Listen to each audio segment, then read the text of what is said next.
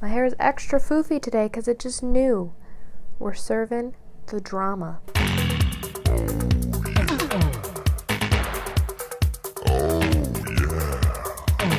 Also, am I going to keep changing the backgrounds for every video? Welcome to I'm figuring stuff out, and be patient with me.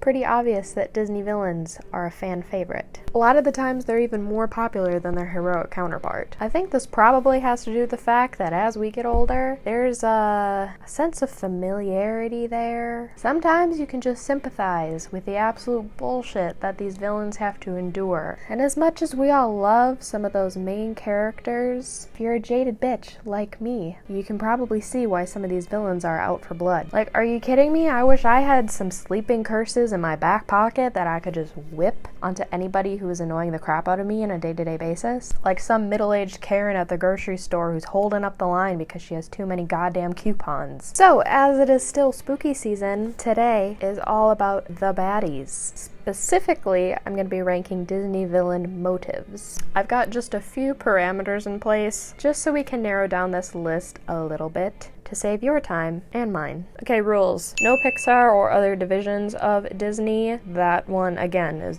is just for the sake of time. Movie has to be at least partially animated, so it can have some live action, unlike my Disney ranking video where I didn't include any crossover stuff. They have to be the main villain of the story, so no sidekicks.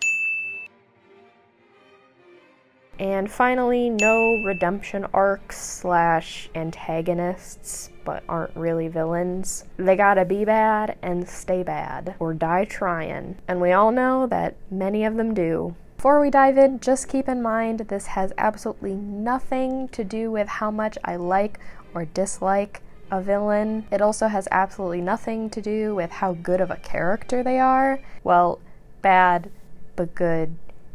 You know what I mean. Also, I hate to state the obvious, but obviously I'm not condoning any of the acts of violence or other actions that are depicted in these movies. Just don't think too hard about it, okay? They're cartoons, they're not reality. Okay, let's go. Burns an entire city because he can't keep it in his pants. The absolute worst motive on this list because of how close it hits to really messed up shit in our society. It definitely makes that death scene all the more satisfying though. Just a whiny coward willing to murder and steal from an entire culture for money and riches. It's so awful, it's almost like it actually happened.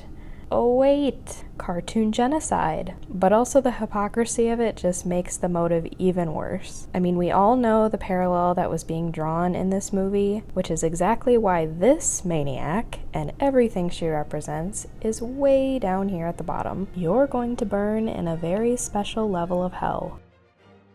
Again, this time you have animal incarceration, abuse, and murder, but instead of for fashion, it's just straight up for money. At least in the end, he gets what's coming to him, and there's a sort of karma there, unlike Cruella, who just, totaled her car. All for the money, baby. Let's take these technological advancements for ourselves, and by extension, wipe out this entire culture. And no, this totally doesn't mimic the horrific events throughout human history of capitalizing on stolen resources. He didn't graduate from the 3rd grade for nothing. My mental facilities are twice what yours are, you pea-brain. I know we had a lot of animal crimes between here and Frollo. Where'd the Me Too movement go off to? We need them back here, thanks. Wants to be young and beautiful, steals and enslaves a young girl for it, plus straight up attempted murder. Girl, just slap some Olay Regenerous cream on that business. I have 3 words for you, madame. Child labor laws. Most realistic depiction of toxic masculinity. Loan shark? ? I mean, he is trying to get his money back, but also, what a skis.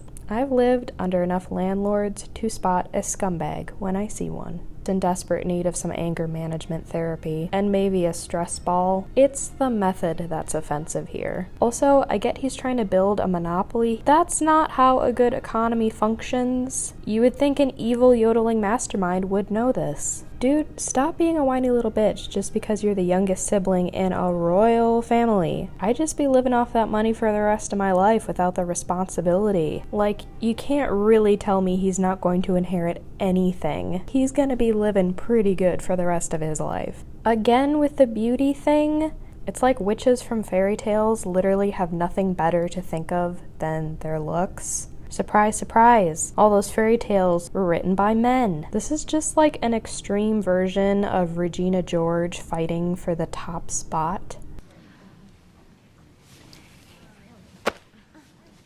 Just wants an undead army to presumably enact world domination. You know, we don't know his backstory.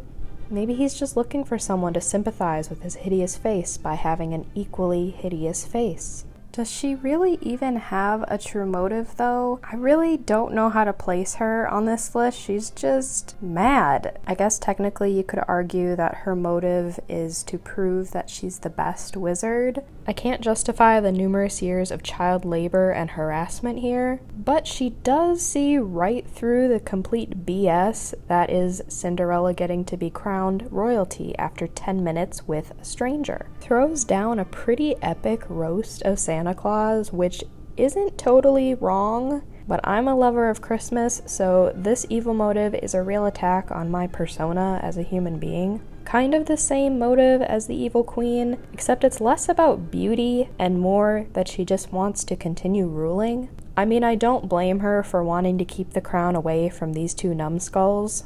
Good thing at least one of the people who ends up on the throne actually has a brain. Yes, so sad he did it all for his daughter, but like, he's supposed to be a brilliant scientist, but doesn't see the absolute moronic nature in repeating the same mistake and consequently sucking all of time and space into a black hole. Sore loser mentality at its worst. He's really just trying to do his job for the majority of the movie, but then he becomes a real ass at the end there. I mean, obviously, yes, he's a greedy little bitch, but I'm gonna largely attribute his villainy to the fact he has a serious inferiority complex. Some sort of weird Freudian thing going on. Mommy. Honestly, he just needs a therapist. He gets a little extra spicy at the end there, like he's got some very personal vendetta against the Emperor. I don't think anyone with incisors that sharp and acrylics that pointy can ever pass for innocent. This dude just has a real identity crisis, fully in denial about, you know, animal biology. I am not corrupt! But I give him credit for having such an incredibly detailed plan for a coup. He's just trying to rig the line of succession, which in his defense is a terribly flawed system that has historically had dire consequences. For humans, though, the justification kind of falls apart when you consider that they really are lions. On the other hand, he is supposed to be super smart, yet is too dumb to know how the food chain works. That's hubris for ya. Is incredibly bitter about the flawed social and economic system that has disproportionately created a wage gap. Good thing he's not alive to see that nothing's really changed in the last century. I love cats, don't get me wrong, but if I was him, I too would be hella salty about this situation. Nope, you gotta wait a few decades till these cats go to cat heaven. And he isn't by any means a young guy, so he's completely right to be worried about the fact he probably won't see any of this in his lifetime. He'll just be unemployed with no retirement money. People are just afraid of how badass she is, pushed to the outskirts of the kingdom, left off all the guest lists, surrounded by jealous biddies. Sounds to me exactly like it's a case of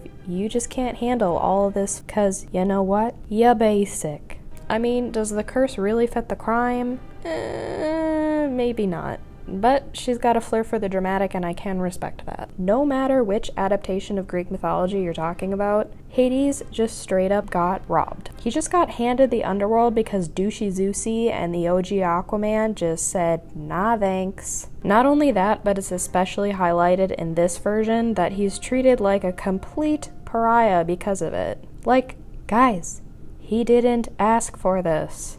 So yeah, this entire coup is completely justified.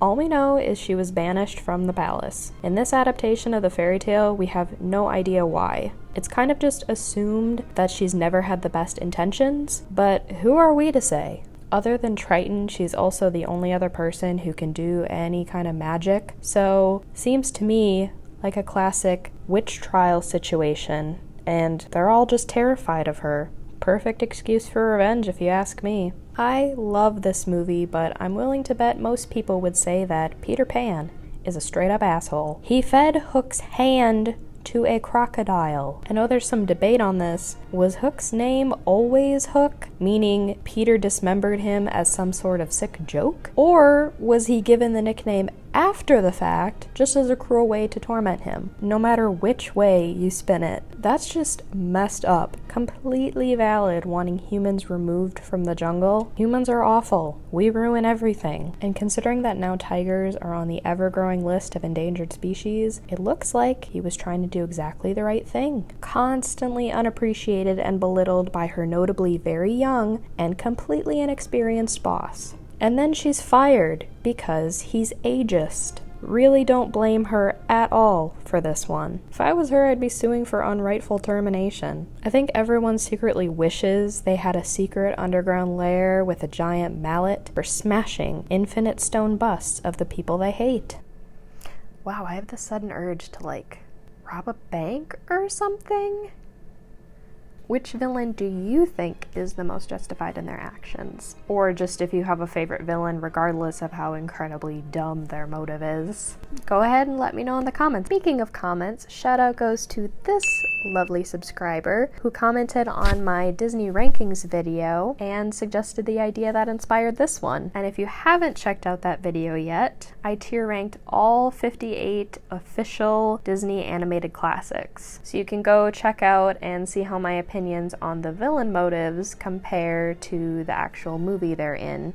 Anyway, if you enjoyed this video and you want to see more in the future, with being a new channel and not having many subscribers or many videos yet, every like and subscribe is really meaningful because it means that the algorithm will notice me and it might start showing my videos to other fellow nerds out there. And I'll see you again soon. Bye.